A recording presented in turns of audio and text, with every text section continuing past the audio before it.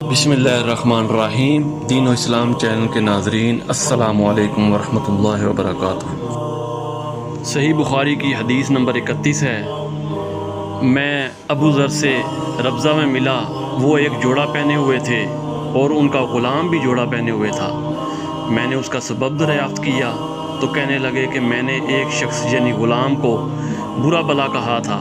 اس کی ماں کی غیرت دلائی، یہ گالی دی تو رسول اللہ صلی اللہ علیہ وسلم نے یہ معلوم کر کے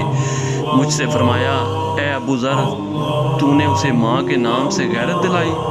بے شک تجھ میں ابھی کچھ زمانہ جاہلیت کا اثر باقی ہے۔ یاد رکھو، ماتحت لوگ تمہارے بھائی ہیں، اللہ نے اپنی کسی مصلحت کی بنا پر انہیں تمہارے قبضے میں دے رکھا ہے، تو جس کے ماتحت اس کا کوئی بھائی ہو تو اس کو بھی وہی کھلائے جو آپ کھاتا ہے، اور وہی کپڑا اسے پہنائے جو آپ پہنتا ہے، اور ان کو اتنے کام کی تکلیف نہ دو کہ ان کے لیے مشکل ہو جائے، اور اگر کوئی سخت کام ڈالو تو تم خود بھی ان کی مدد کرو۔ اسی طرح حدیث نمبر 32 ہے، سورہ انعام کی یہ آیت اتری، جو لوگ ایمان لائے اور انہوں نے اپنے ایمان میں گناہوں کی آمیزش نہیں کی تو آپ صلی اللہ علیہ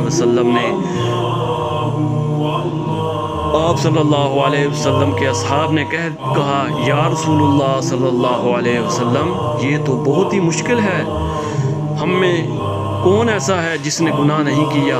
تب اللہ پاک نے سورہ لقمان کی یہ آیت اتاری، ان الشرک لظلم عظیم، کہ بے شک شرک بڑا ظلم ہے۔